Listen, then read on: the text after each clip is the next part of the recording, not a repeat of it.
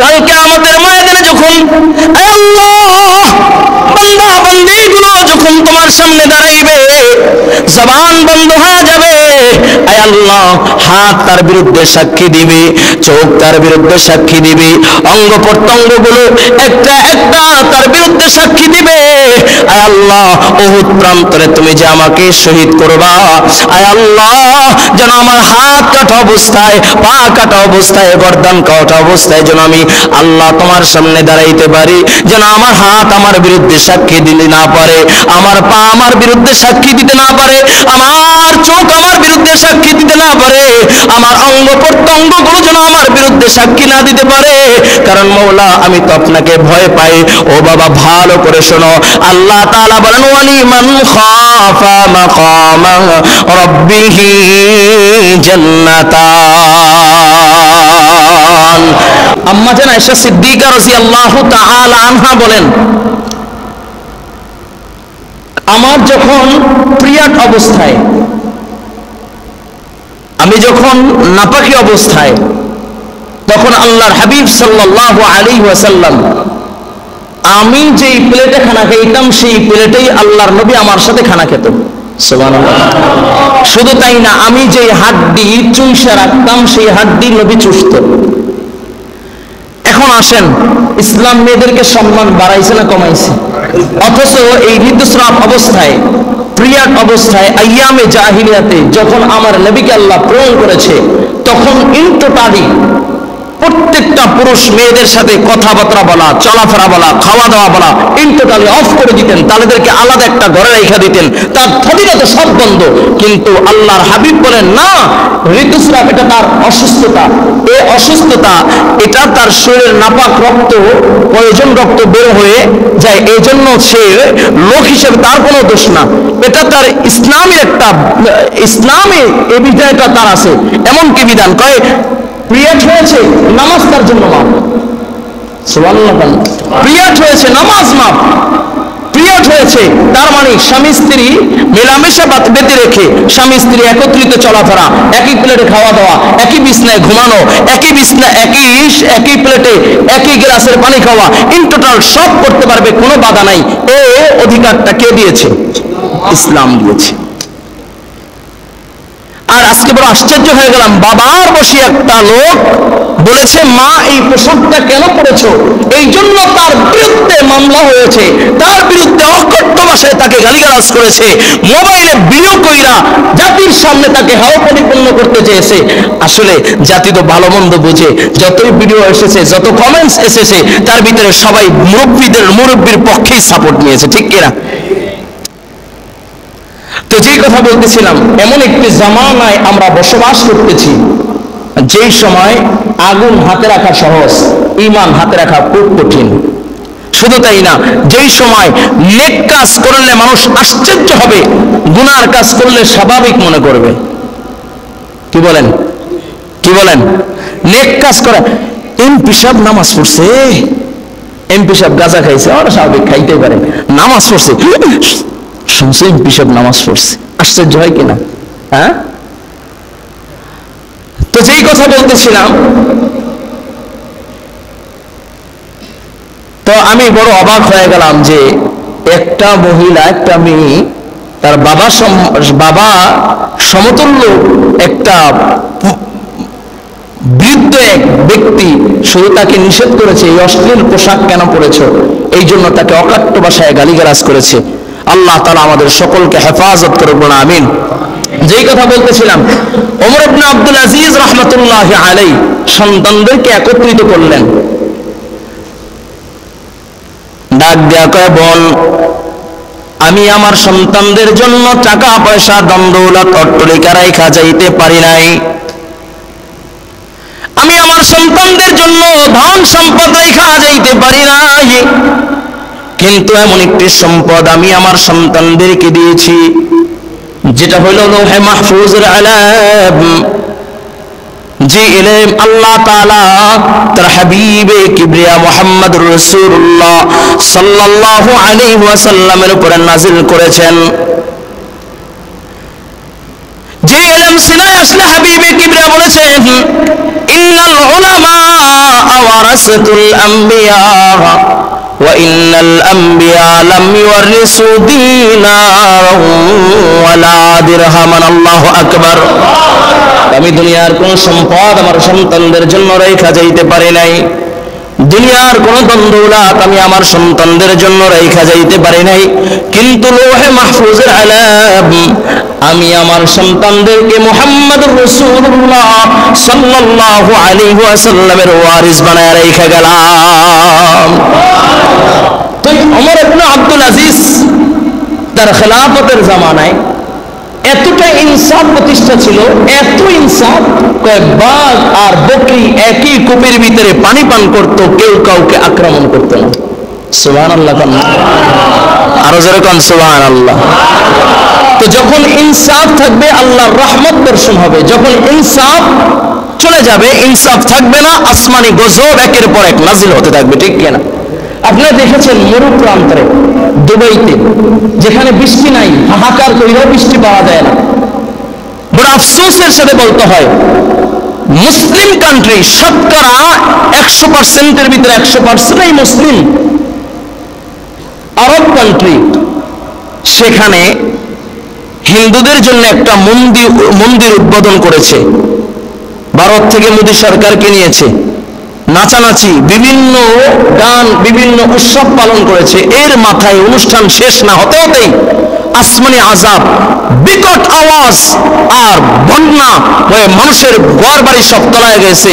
বলে এমনকি যেই দুবাই আন্তর্জাতিক বিমানবন্দর, যাকে বিশ্বের 1 নম্বর বিমানবন্দর বলা হয়, বলে একদিনে 1200 ফ্লাইট বাতিল হয়েছে। এত পরিমাণে বিমান ওখান থেকে আপডাউন করে, তো সেই বিমানবন্দর পর্যন্ত তলায় গিয়েছে। তো যেই কথা বলতেছিলাম, যখন ইনসাফ থাকবে না আসমানি আযাব শুরু হয়ে যাবে, ইনসাফ থাকবে না আসমানি গজব শুরু হয়ে যাবে, ইনসাফ থাকবে না অভাব অনটন শুরু হয়ে যাবে। ঠিক কিনা যারা বলেন? আল্লাহ তাআলা সেই কথাই বলেন ইন্নাল্লাহা ইয়া'মুরু বিল আদল, ইন্নাল্লাহা ইয়া'মুরু বিল আদলি ওয়াল ইহসান। আল্লাহ বলেন 1 নাম্বার ন্যায়পরায়ণ হয়ে যাও, ইনসাফগার হয়ে যাও। ও যুবক ভাই আমার, এই জন্য আমরা যারা উপস্থিত হয়েছি, আমি আমার জায়গা থেকে আমার অধীনস্থ যারা থাকবে তাদের উপর ইনসাফ প্রতিষ্ঠা করা আমার জন্য দায়িত্ব। আমার ইউনিয়নে আমি চেয়ারম্যান, আমার ইউনিয়নে যে জনগণ আছে তাদের উপর ইনসাফ প্রতিষ্ঠা করা আমার দায়িত্ব। আমি এক আসনের এমপি, আমার আসনে যত জনগণ আছে তাদের উপরে ইনসাফ প্রতিষ্ঠা করা আমার দায়িত্ব। আমি যে রাষ্ট্রের প্রেসিডেন্ট, আমার রাষ্ট্রের সমস্ত জনগণের উপরে ইনসাফ প্রতিষ্ঠা করা আমি সরকার হয়ে আমি সরকারের দায়িত্ব। ঠিক কিনা যারা বলেন? যখন ইনসাফ থাকবে আসমানি বরকত নাজিল হবে, ইনসাফ থাকবে না আসমানি বরকত নাজিল হবে না, ইনসাফ থাকবে না আযাব গজব শুরু হয়ে যাবে। ছোট্ট একটা কথা মনে পড়ে গেছে, বলবো? খলিফাতুল মুসলিমিন হযরত ওমর ফারুক রাদিয়াল্লাহু তাআলা আনহু, খেয়াল করবেন, জুমার খুতবা দেওয়ার জন্য উঠেছে। ওমর ফারুক রাদিয়াল্লাহু তাআলার জামানায় কতটা ইনসাফগার ছিলেন, কত ইনসাফ! ওমর ফারুক রাদিয়াল্লাহু তাআলা আনহু একদিন কলসি ভরায়া, কলসি এরকম কলস ভরায়া পানি নিয়ে আসতেছে। পথের ভিতরে একজন ডাক দিয়েছে, ও খলিফাতুল মুসলিমিন, আপনার সাথে আমার একটু কথা আছে। কি বলেন? আপনার সাথে আমার সাথে একটু কথা আছে। ওমর রাদিয়াল্লাহু তাআলা আনহু বলেন, বলো। তো কলসিটা হাতের ভিতরে নিয়ে এরকম ধরে রাখছে। লোকটা ডাক দিয়ে বলতেছে, কলসিটা আপনি জমিনের ভিতরে রাখেন, এরপরে কথা বলি। কলসির নিচের অংশ হলো বিঝা, আমি যদি জমিনের ভিতরে রাখি তাহলে যার জমিনে রাখবো তার জমিনের মাটি আমার কলসের সাথে চলে যাবে, তাহলে তো আমি তার উপরে জুলুম করলাম। সুবহানাল্লাহ কন্যা, আর জোরে কন্যা সুবহানাল্লাহ। এই জন্য আমাদের দোয়া তো এখন কবুল হয় না। আমরা দোয়া করি, আমাদের দোয়া কবুল হয় না, কারণ আমরা ইনসাফ করি না, আমাদের ভিতরে আল্লাহর ভয় নাই। আমরা গুনাহ করি, গুনার ভিতরে দাবিত হইয়া একের পর এক অন্যায় অত্যাচার করি, আমাদের কলজার ভিতরে আল্লাহর ভয় নাই। ঠিক কিনা যারা বলে? অথচ আমাদের আকাবের বুজুর্গরা যারা চলে গেছেন, তারা হাত উঠাইলে আল্লাহ দোয়া কবুল করতেন। সুবহানাল্লাহ। হাত উঠাইলে দোয়া কবুল করতেন। দোয়া করছে, দোয়া কবুল হয়ে গেছে।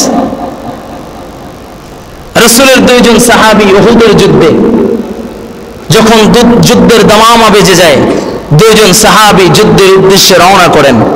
হযরতে সাআদ বিন আবি ওয়াক্কাস রাদিয়াল্লাহু তাআলা আনহু, আব্দুল্লাহ ইবনে জাহাশ রাদিয়াল্লাহু তাআলা আনহু, দুইজন সাহাবী। তো একজন অপরজনকে ডাক দিয়া আব্দুল্লাহ ইবনে সাআদ বিন আবি ওয়াক্কাস রাদিয়াল্লাহু তাআলা আব্দুল্লাহ ইবনে জাহাশকে ডাক দিয়ে বলেন, ভাই আমরা তো যুদ্ধের ময়দানে যাচ্ছি, চলো আমরা একটু দোয়া করে নিই। দেখেন না, দাওয়াত ও তাবলীগের ভাইরা যখন গাছতে বের হয়, তখন গাছতে বের হওয়ার আগে একটু মিলে তার দোয়া করে, ভাই একটু দোয়া করি। কিছু কিছু সময় আছে যে সময়গুলো দোয়া কবুল হয়, সুবহানাল্লাহ কন্যা। তো আব্দুল্লাহ ইবনে জাহাশ বলেন, ঠিক আছে আমরা দোয়া করে নিই। দুইজন হাত উঠেছে, একজন দোয়া করছে আর সে আমিন আমিন বলতেছে, আবার আরেকজনে দোয়া করছে আমিন আমিন বলতেছে। কিন্তু যে দোয়া করছে, দোয়া আস্তে আস্তে মনে মনে, জোরে না, না শুনে। সাআদ বিন আবি ওয়াক্কাস ডাক দিয়া বলেন, ভাই কি দোয়া করেছো একটু জানতে মনে চায়। ভাই আমি একটু জানতে চাই কি দোয়া করেছো, বা আমি কি দোয়া করেছি, তুমি আমিন আমিন বলছো, একটু শুনে নাও। আব্দুল্লাহ ইবনে জাহাশ বলেন, ভাই হ্যাঁ জানা যেতে পারে, কি দোয়া করেছি, কি দোয়ায় আমরা আমিন আমিন বললাম, একটু দেখি কি কোন দোয়া করেছি।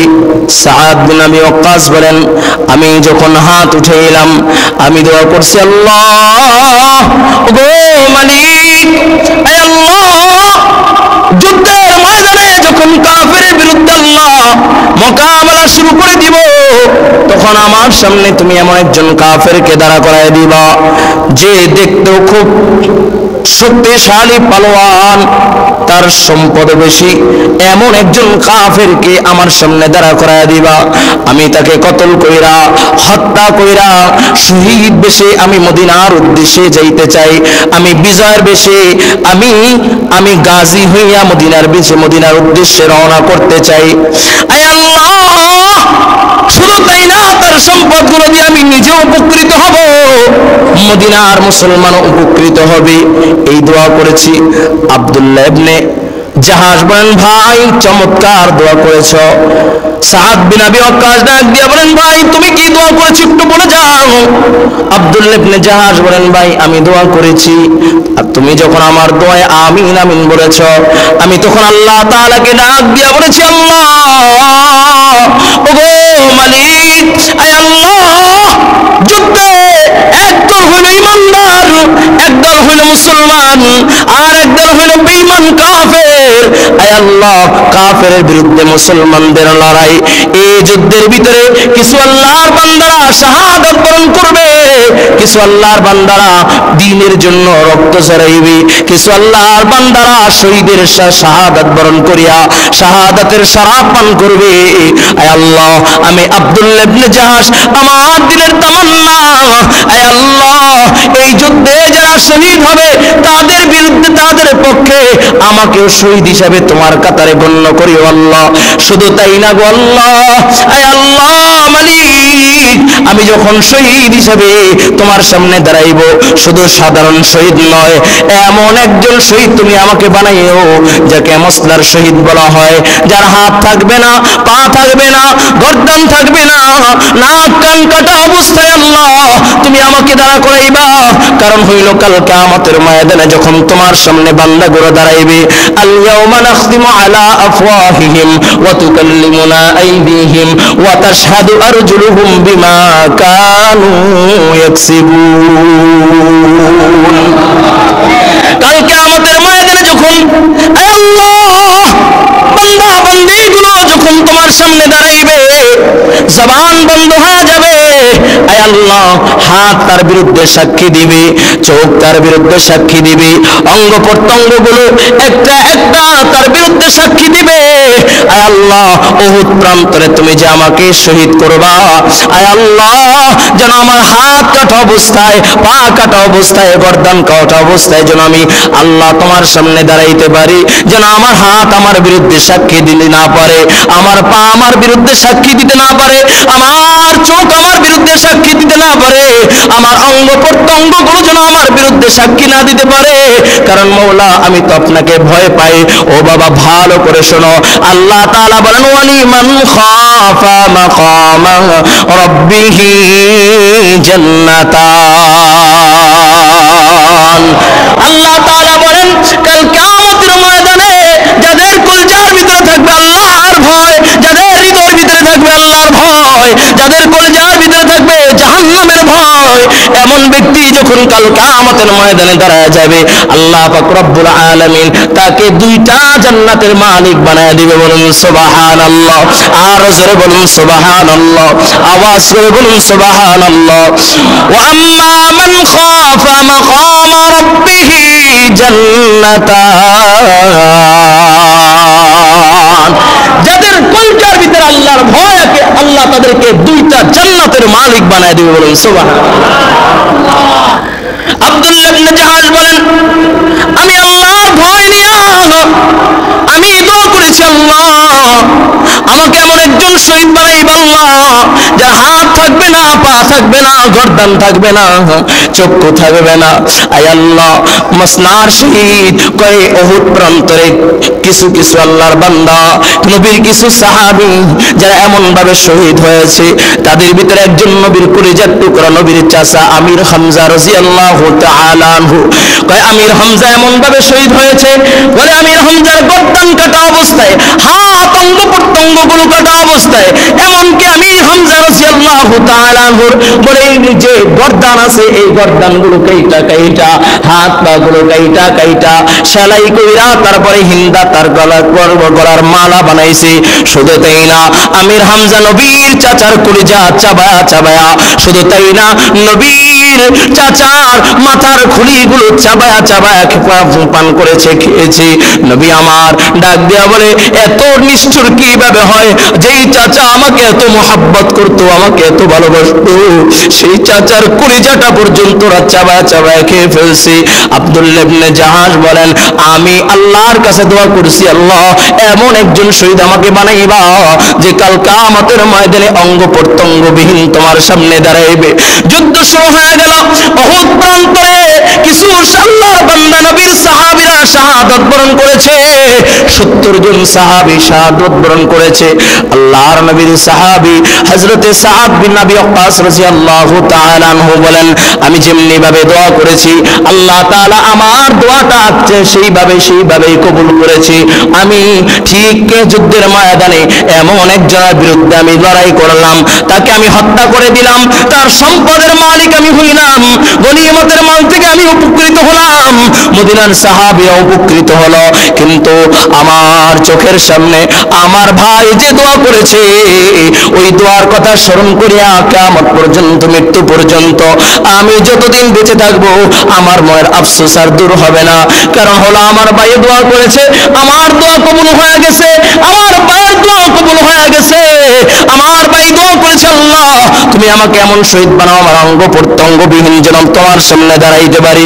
ঠিক যুদ্ধের পরে দেখলাম আমার ভাই আব্দুল্লাহ ইবনে জাহাশ রাদিয়াল্লাহু তাআলা আনহু তার অঙ্গ প্রত্যঙ্গ টুকরা টুকরা হয়ে বলে রব্বে করিমের দরবারে শহীদি মর্তবা লাভ করেছে। আল্লাহু আকবার। এই জন্য তারা দোয়া করলে দোয়া কবুল হয়ে যায়, আর আমাদের দোয়া কবুল হয় না কেন? তার এক নাম্বার কারণ হলো আমাদের ভিতরে আল্লাহর ভয় নাই, দুই নাম্বার আমাদের ভিতরে ইনসাফ নাই। আমরা জুলুম, আমার নিজের অধীনস্থ যারা আছে তাদের উপরে জুলুম করি, আমার কর্মচারী যারা আছে তাদের উপরে জুলুম করি, এই জন্য আমাদের দোয়া কবুল হয় না। আল্লাহ তাআলা সেই কথাই বলেন ইন্নাল্লাহা ইয়া'মুরু বিল আদলি ওয়াল ইহসান। আল্লাহ কয় এক নাম্বার ন্যায়পরায়ণ হয়ে যাও, ইনসাফগার হয়ে যাও, দুই নাম্বার ওয়াল ইহসান এবং ভালো ব্যবহারকারী হয়ে যাও। বলুন সুবহানাল্লাহ। দুই নম্বর ভালো ব্যবহারকারী হয়ে যাও, একে অপরের সাথে ভালো ব্যবহার করবা, মুসলমানের সাথে ভালো ব্যবহার করবা। ঠিক কিনা জোরে বলেন। আজকে বড় দুঃখের সাথে পরাক্রান্ত হৃদয় নিয়ে বলতে হয়, আজকে মুসলমানের সাথে ভালো ব্যবহার করতে চাই না। আজকে মুসলমান হিন্দুর বাচ্চার সাথে ভালো ব্যবহার হয়, খ্রিস্টানের বাচ্চার সাথে ভালো ব্যবহার হয়, ইহুদির সাথে ভালো ব্যবহার হয়, অথবা ফিলিস্তিনি মুসলমানরা মার যাচ্ছে, মুসলমান হাসির তামাশার ভিতরে লিপ্ত আছে, ঠিক কিনা জোরে বলেন। অথচ আল্লাহর হাবিব সরকারে দু আলম মুহাম্মদুর রাসূলুল্লাহর আচরণ কেমন ছিল? মুহাম্মদুর রাসূলুল্লাহ ওয়াল্লাযীনা মাআহু আশিদ্দাউ আলাল কুফফার রুহামাউ বাইনাহুম। রাসূল আকরাম সাল্লাল্লাহু আলাইহি ওয়াসাল্লামের ব্যবহার ছিল, তার সহপাঠী যারা তাদের সাথে ভালো ব্যবহার করতেন, নরম হৃদয়ের ছিলেন, নরম হৃদয়ের। তাদের যারা সাহাবায়ে কেরাম মুসলমানদের প্রতি সহানুভূতি ছিল, নরম হৃদয়ের ব্যবহার ছিল। আর বেদিনের বিরুদ্ধে আল্লাহর নবী ছিল বড় কঠিন, ঠিক কিনা জোরে বলেন। আর আমাদের হয়ে গেছে, আমরা এখন বেদিনদের উপরে সহানুভূতি দেখাই আর মুসলমানদের উপরে কঠোরতা দেখাই, ঠিক কিনা জোরে বলেন, নাকি ভুল বললাম? বেদিনদের বিরুদ্ধে আমাদের সহানুভূতি, সহমর্মতা সফট হৃদয়ের, কিন্তু মুসলমানদের বিরুদ্ধে আমরা কঠিন হৃদয়, ঠিক কিনা জোরে বলেন। আজকে দুবাইতে যে ভয়াবহ যে বন্যা হয়েছে, যে বন্যায় বলে মানুষের ক্ষতিগ্রস্ত, পুরো মরুপ্রান্তরে যেখানে বৃষ্টির জন্য হাহাকার চলে, যেখানে বৃষ্টির জন্য আত্মচিৎকার চলে, সেখানে বন্যায় মানুষ ভেসে যাচ্ছে। মানুষের বন্যার থেকে বাঁচার জন্য আত্মচিৎকার চলতেছে। কেন? ভাই, হিন্দুর বাচ্চাদের জায়গায় মরুপ্রান্তর দুবাইতে জায়গা হয়, অথচ ফিলিস্তিনি মুসলমানদের পক্ষে তাদের কোনো কথা নাই, ঠিক কিনা যারা বলেন।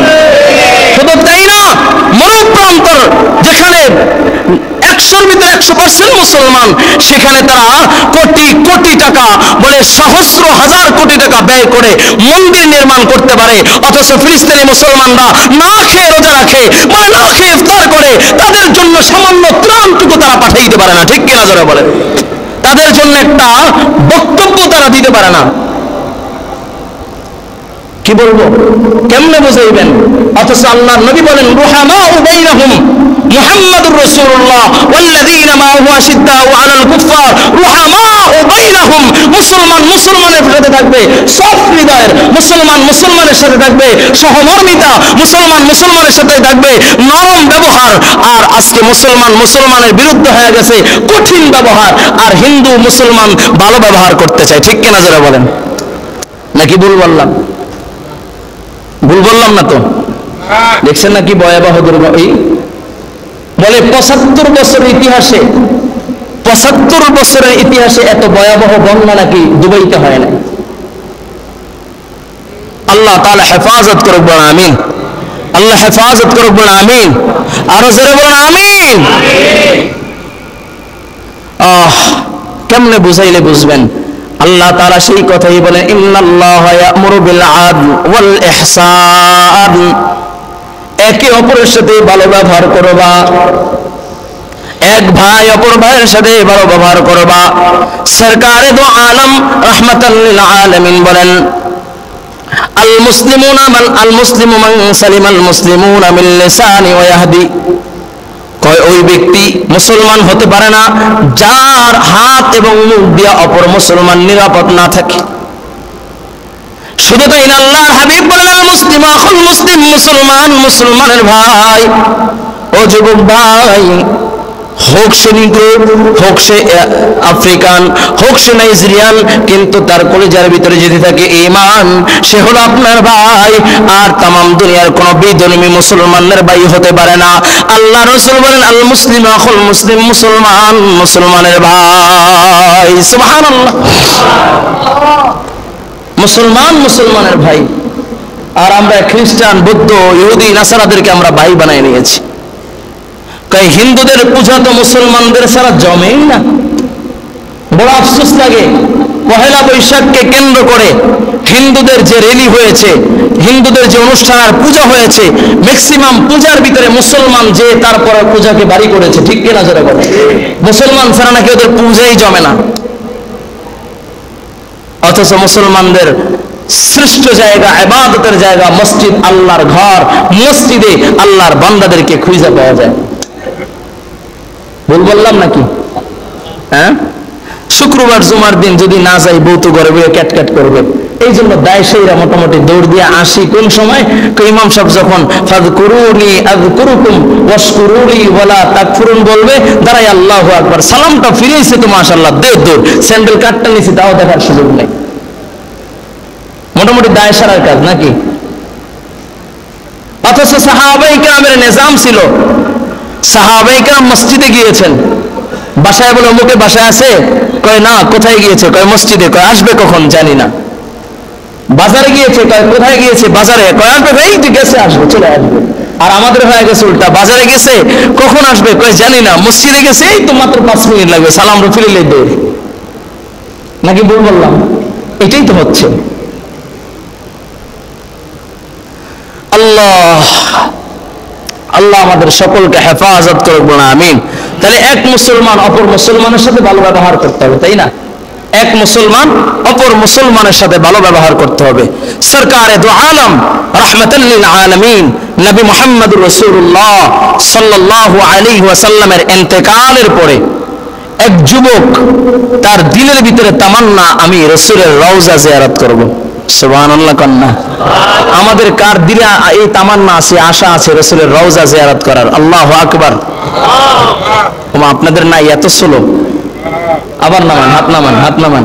কার কার মক্কা মদিনায় যাওয়ার ইচ্ছা, আল্লাহর ঘর বাইতুল্লাহ তওয়াফ করার ইচ্ছা, আল্লাহর নবীর রওজা জিয়ারত করতে মনে চায়? আল্লাহু আকবার। আল্লাহ এই হাতগুলোকে খালি হাতে ফিরিয়ে দিও না। এই হাতগুলো দিয়ে আল্লাহ কাবা বাইতুল্লাহকে ধরার তৌফিক দাও। আল্লাহ এই হাতগুলো যারা দাঁড়াইছে, আল্লাহ তোমার বন্ধুর রওজার সামনে না নিয়ে মৃত্যু দিও না। বলো আমিন। আরো জোরে বলো আমিন। বারংবার হজ্জে বাইতুল্লাহ যাওয়ার তৌফিক দান করো, বলো আমিন। আরে ভাই, যদি আমি বলি হাজী সাহেব আপনার বাসায় আমি আজকে দুপুরে খাবো, আপনি কি আমার রাইখা যাইবেন? হ্যাঁ, চক্ষু লজ্জা হইলে তো খাওয়াইবেন। কি বলেন? চক্ষু লজ্জা হলো খাওয়াবেন না? যদি বলি দুলা ভাই আপনার বাসায় আজকে দুপুরে আমার খাওয়াইবেন, চক্ষু লজ্জায় বাসায় কিছু নাই, কমাস কম এই হুজুরে আসতেছে একটা ডিমবাজি করো, ঠিক আছে? চক্ষু লজ্জা হলে খাওয়াইবেন। আর যদি চোখের পানি ছাইরা, আল্লাহ তোমার ঘরে কি আমাকে নিবা না? টাকা লাগবে না, দৌলত লাগবে না, সম্পদ লাগবে না, আল্লাহ নিয়ে যাইব। সুবহানাল্লাহ কন্না। অটোমেটিক নিয়ে যাইব। কারণ দুনিয়ার ঘরে যদি, মানুষের ঘরে যদি যাইতে চাইলে, সে যদি আপনাকে আমাকে রাইখা না যায়, তো আল্লাহর কাছে চাইলে আল্লাহর ঘরে কেন নিবে না? আল্লাহু আকবার। হজ করতে আর উমরা করতে টাকা লাগে না, দিল লাগে। দিল দিল দিল, ঠিক কিনা? দিল লাগে। অনেক কোটি কোটি টাকার মালিক আছে, মিলিয়ন বিলিয়ন ডলারের মালিক, কিন্তু আল্লাহর ঘর বাইতুল্লাহ তওয়াফ করতে পারে নাই। আবার অনেক গরিব আছে, দিন আনতে মানে কি মানে কে নুন আনতে পান্তা ফুরায়, এরপর আল্লাহর ঘর বাইতুল্লাহ তওয়াফ করছে। তবে মজার একটা কথা বলি, যারা হজ করে তারা কখনো গরিব হয় না। সুবহানাল্লাহ কন্না। আমার আব্বু তো আজকে প্রায় আমি যখন জন্মগ্রহণ করেছি তখন থেকে নিয়ে এই পর্যন্ত প্রায় 28 বার, মানে মাঝে শুধু করোনার বছর 19-20 এই 2 বছর হজ বাদ ছিল, আর প্রত্যেক বছরই হজ করেছে আলহামদুলিল্লাহ। তা আমার আব্বুর সাথে লোক যায়, তো এক আল্লাহর বান্দা হজের নিয়ত করছে, হজের নিয়ত কইরা মোটামুটি হজ করছে। হজ কইরা বিমানবন্দর থেকে আব্বুর সাথে দেখা না কইরা চলে গেছে। 6 মাস পর আমার আব্বুর জন্য হাদিয়া নিয়ে আসছে। তা আব্বা বলল, হাজী সাহেব বিমানবন্দরে হজ করাইলাম, অথচ বিমানবন্দর দিয়ে একটা সালাম না দিয়ে গেলেন গা। কয় হুজুর কি বলবো, দুঃখের কথা, আমি যেদিন হজে যাই সেদিন আমার ঘরে 1 প্যাকেট লবণ কিনবো এতটুকু টাকা আমার ঘরে ছিল না। এতটুকু টাকা আমার ঘরে ছিল না। কিন্তু আমি যখন হজ করে আসলাম 6 মাসের ব্যবধানে আলহামদুলিল্লাহ আমার ব্যবসার ভিতরে এত বরকত আল্লাহ দিচ্ছে, আমার এখন আর কোনো অভাব নাই। চিল্লা এখন আল্লাহু আকবার। এই জন্য দিনেওয়ালা কে? এই জন্য তামান্না দিলের নিয়াত করেন, এখন থেকে নিয়াত করেন, আল্লাহ আমাদেরকে মক্কা মদিনা না দেখায় মৃত্যু দিও না, আল্লাহ মক্কা মদিনা না দেখায় মৃত্যু দিও না। নওজোয়ান যুবক মনের ভিতরে তামান্না আল্লাহর নবীর রওজা জিয়ারত করব, বড় আশা আকাঙ্ক্ষা নিয়ে নওজোয়ান যুবক আল্লাহর নবীর রওজা জিয়ারত করার উদ্দেশ্যে রওনা করলেন। যুবকের বাড়ি থেকে আল্লাহর নবীর রওজা ইয়ানি মদিনা 300-350 কিলোমিটার লম্বা রাস্তা। নওজোয়ান যুবক যখন আল্লাহর নবী সরকারে দু আলম নবী রাহমাতাল লিল আলামিন নবী মুহাম্মদুর রাসূলুল্লাহ সাল্লাল্লাহু আলাইহি ওয়াসাল্লামের রওজা জিয়ারতের উদ্দেশ্যে যখন ঘর থেকে বের হয়ে গেছে, মরুভূমির সফর, তৎকালীন সফরের নিয়ম ছিল রাতের বেলা সফর করা, দিনের বেলা বিশ্রাম নেওয়া, কারণ প্রচন্ড মরুভূমির তাপ। এখন তৎকালীন যানবাহন হয়ে গেছে, এটা অনুবাদ করা যায় না। তখন তো উট আর ঘোড়া ছাড়া আর কোনো বাহন ছিল না। অনজন যুবক 300-350 কিলোমিটার লম্বা রাস্তা যখন পাড়ি দিচ্ছে, ক্লান্ত শরীর নিয়ে মাঝখানে খেজুর বাগানে বিশ্রাম করতেছে, বলে ঘোড়ার বাদনটা হালকা হয়েছে, উটের বাদনটা হালকা। উট বাদন খুইলা খেজুর বাগানে যায় চারাগুলো নষ্ট করতেছে। এদিকে খেজুর বাগানের মালিক এক মুরব্বি এসে দেখে তার বাগান নষ্ট করতেছে, উট তার চারাগুলো নষ্ট করতেছে। উটকে তাড়াবার জন্য একের পর এক পাথর নিক্ষেপ করতেছে। একটা পাথর আঘাত এসে কপালের ভিতরে লাইয়া কপাল ফাইটা রক্তক্ষরণ হইতে হইতে জায়গায় উটটা মারা গেছে। মুরব্বি উটের পাশে দাঁড়ায় রয়েছে। নওজোয়ান যুবক যখন ঘুম ভেঙে যায়, ঘুম থেকে উঠে দেখে তার উটকে পাওয়া যায় না। খুঁজতে খুঁজতে দেখে একটা চারা বাগানের ভিতরে, খেজুর বাগানের ভিতরে উটটা পড়ে রয়েছে, রক্তক্ষরণ হইতে হইতে মারা গিয়েছে। পাশে একজন মুরব্বি দাঁড়ানো, ডাক দিয়া বলে, চাচা কে আমার উট মেরেছে দেখেছেন? মুরব্বি ডাক দিয়া বলে, বাবা আমি তোমার উটকে মেরেছি। যুবক রাগের বশবর্তী হইয়া মুরব্বিকে পিটাইতে পিটাইতে হত্যা করে ফেলছে। যেই মাত্র কতল হয়ে গেছে, হত্যা হয়ে গেছে। যুবক এখন অনুতপ্ত হইয়া, অনুশোচনা হইয়া, আয় হায় আমি কি করলাম, আমার উটের পরিবর্তে উট দিয়ে দিলেই তো হইতো, আমি কেন তাকে হত্যা করলাম, তাকে কেন কতল করলাম। এই কথা অনুভব করে আছে, চোখের পানি সাইরা কান্না করে আর অনুতপ্ত হয়ে মুরব্বির লাশের কাছে দাঁড়ায় রইলেন। বিকাল বেলা মুরব্বির সন্তানরা যখন বাবাকে খোঁজার জন্য যখন বের হয়ে গেছে, কোথাও বাবাকে খুঁজে পায় না। দেখে বাবার লাশের সামনে একজন নওজোয়ান যুবক দাঁড়ায় রয়েছে, পাশে একটা উট মরে পড়ে রয়েছে। যুবককে ডাক দেয়া বলে, যুবক কে আমার বাবাকে মেরেছে তুমি কে দেখেছো? যুবক হাতটা ধইরা ডাক দেয়া বলে, ভাই তুমিও মুসলমান, আমিও মুসলমান, আমি অন্যায় করেছি, আমি আমার হাতে আইন তুলে নিয়েছি, তুমি সাবধান, আইন তুলে নিও না, তুমি অপরাধ করো না, আমি তোমার বাবাকে মেরেছি। চলো চলো খলিফাতুল মুসলিমিন আমরে ফারুক রাদিয়াল্লাহু তাআলা আনহুর দরবারে চলো, চলো আমার বিরুদ্ধে মামলা দায়ের করো, আমি আমার বিচার দুনিয়ায়, আমি আমার বিচার ভোগ করে যাইতে চাই, পরকালে আদালতে কিবরিয়া আসামি হয়ে দাঁড়াইতে চাই না, আমি খুনি হয়ে রব্বে কারীমের সামনে দাঁড়াইতে পারবো না। চলো চলো আমিরুল মুমিনের দরবারে চলো। যুবক যখন মুরব্বির সন্তানরা যুবককে নিয়ে আমিরুল মুমিনের সামনে হাজির হয়ে গেলেন। ডাক দেয়া বলে, আমিরুল মুমিনিন আমরা হইলাম মুরব্বির সন্তান, আমার বাবাকে হত্যা করেছে, আমি আমার বাবার বিচার চাই। ও আমিরুল মুমিনিন আমার বাবার হত্যাকারীর বিচার চাই। কোরআনের আইন হলো, যদি চুরি করে চোর পুরুষ হোক নারী হোক হাত কেটে দাও, হত্যা করলে হত্যার বিনিময়ে হত্যা করিয়া দাও, কতল করে দাও। আমিরুল মুমিনিন তার বিচার শোনায়া দিলেন, নওজোয়ান যুবক তুমি হত্যার পরিবর্তে তোমাকে হত্যা করা হবে, কতল করা হবে। নওজোয়ান যুবক বিচার মাথা পেতে নিলেন। আমিরুল মুমিনিন ডাক দেয়া বলে, যুবক তোমার কোনো শেষ কোনো ইচ্ছা আছে কিনা, তামান্না আছে কিনা, মৃত্যুর আগ মুহূর্তে কোনো চাওয়া পাওয়া আছে কিনা? যুবক চোখের পানি ছেড়ে ডাক দেয়া বলে, ও আমিরুল মুমিনিন খলিফাতুল মুসলিমিন আমার দিলের ভিতরে একটা তামান্না। বলে কি তামান্না? কয় আমার বাসা থেকে বহু দূর আমি ব্যবসার জন্য যেতাম, সেখানে এক ইহুদি সে আমার কাছে কিছু টাকা কর্জ নিয়েছিলাম, সে আমার কাছে কিছু টাকা পায়, আমি মুসলমান সেজন্য সে আমাকে কর্জ দিয়েছে, জানে মুসলমান আমানতের খেয়ানত করে না, মুসলমান আমানতের খেয়ানত করে না, এই বিশ্বাস করে আমাকে টাকা দিয়েছে। কিন্তু আমার বাড়ি থেকে ওই ইহুদির বাড়ি অনেক দূর, ইহুদির বাড়ি থেকে আমার বাড়ি অনেক দূর, আমার বাড়ির লোকেরা ইহুদিকে চিনে না, ইহুদি আমার বাড়ির কাউকে চিনে না। ও খলিফাতুল মুসলিমিন আপনি যদি আমাকে একটু সুযোগ দিতেন তাহলে আমি ইহুদির টাকাটা পরিশোধ করে আসতাম। আমিরুল মুমিনিন ডাক দেয়া বলে, ও যুবক তোমাকে আমি সুযোগ দিবে সেই সুযোগ নাই, কারণ হলো মুসলমানরা দলে দলে বিভিন্ন জায়গায় ইসলাম প্রচারের জন্য, যুদ্ধ করার জন্য কাফেরদের বিরুদ্ধে বিভিন্ন জায়গায় তরবারি নিয়ে হাতের ভিতরে মাঠে নাইমা গেছে, ওইরকম সৈন্য নাই। তবে তোমার সাথে 2-4 জন দিব তাও সুযোগ নাই, তুমি যদি তোমার লোক নিয়ে তাদেরকে কতল করে দাও, হত্যা করে দাও, তাহলে তো আমি আবার ডাবল তোমাকে খুঁজে কোথায় পাবো। তবে একটা অপশন আছে, তুমি যদি তোমার জায়গায় তোমার কোনো ভাই, তোমার কোনো বাবা, আত্মীয় স্বজনকে জিম্মাদার বানা যাইতে পারো, আমি তাহলে তোমাকে রুখসত দিতে পারি, ছুটি দিতে পারি। নওজোয়ান যুবক ডাক দিয়া বলে, আমিরুল মুমিনিন, খলিফাতুল মুসলিমিন, এই মদিনায় আমার আপনজন বলতে কেউ নাই, এই মদিনায় আমার বাবা নাই, আমার মা নাই। যদি আমার বাবা থাকতো, আমার বাবা চাইতো না আমি আমানতের খেয়ানত হইয়া দুনিয়া থেকে বিদায় নেই, আমার ভাই চাইতো না আমি আমানতের খেয়ানত কইরা দুনিয়া থেকে বিদায় নেই। ও আমিরুল মুমিনিন, যেহেতু মদিনায় আমার কেউ নাই, আপনি আপনার বিচারের কার্যক্রম আপনি চালায়া যান।